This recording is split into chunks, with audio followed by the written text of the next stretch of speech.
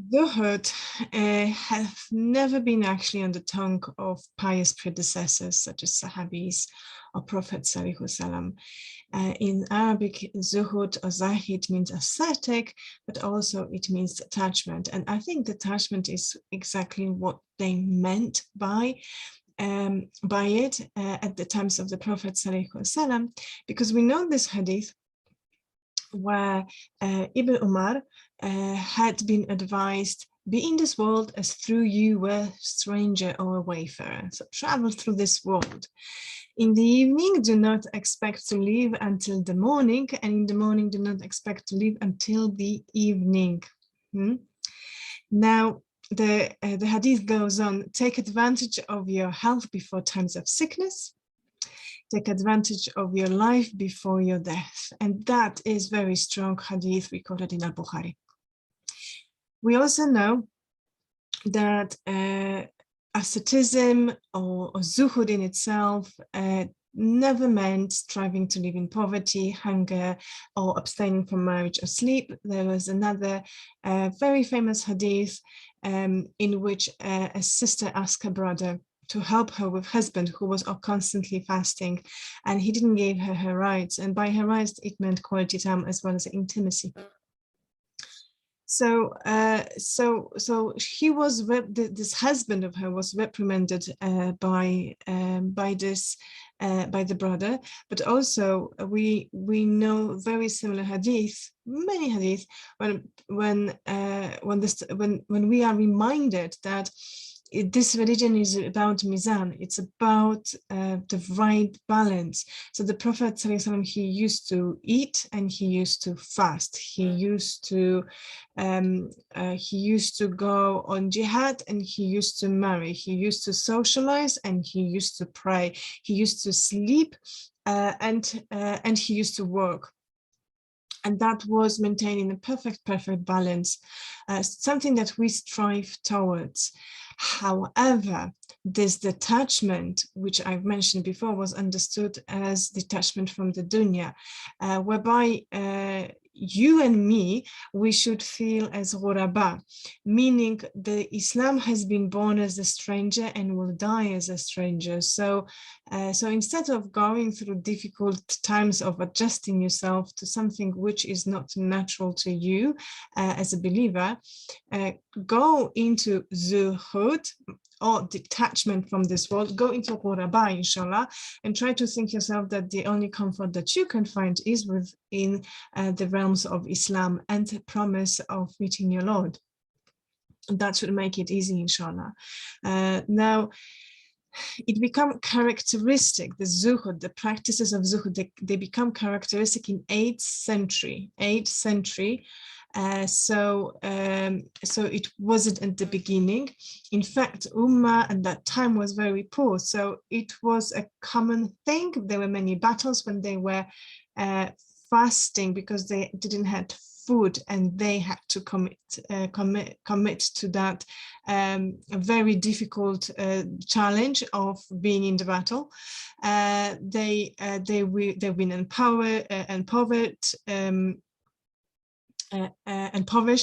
They didn't have money, they lost their wealth, they traveled, they were nomads, and that was used by them to their benefit and to the strength of their faith. But also that was the history of any other new nation, any new message that came to this world, and they suffered discrimination.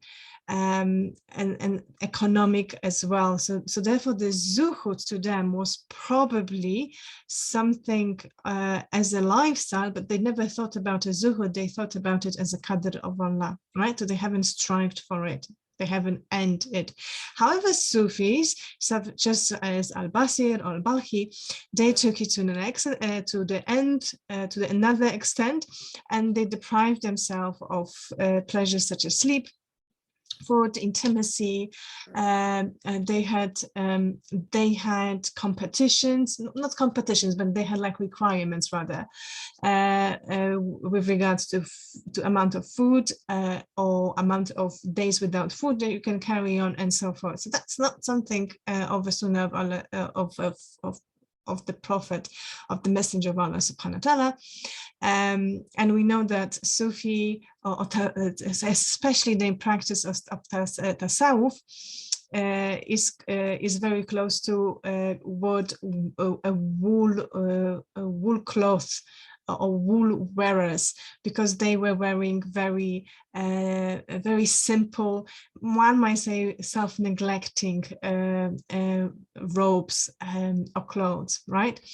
So fasting, especially at that times of Sufis, and depriving yourself from food was popular, but we also know that the Prophet ﷺ, he maintained fasting as a medicine without medicine.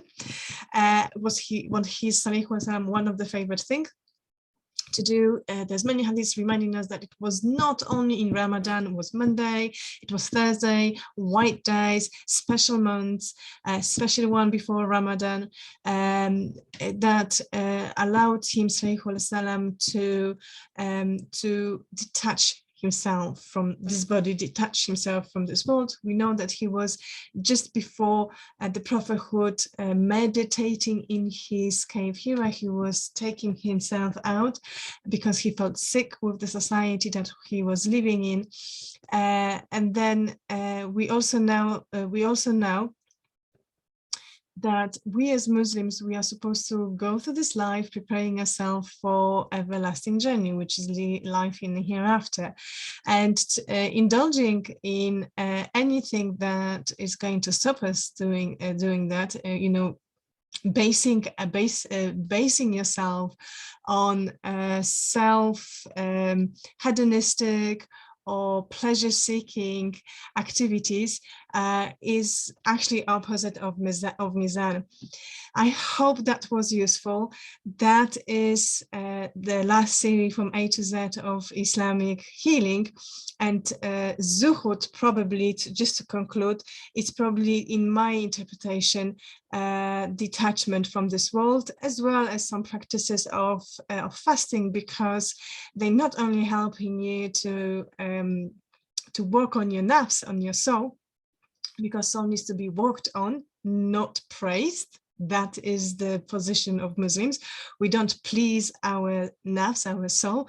We are working on it, we're training it. But also Zuhud brings you closer to Allah subhanahu wa ta'ala, because just like reading Quran and prayers, it's the right nourishment for your soul. It was a pleasure serving you. I see you next video, inshallah. Assalamu alaikum.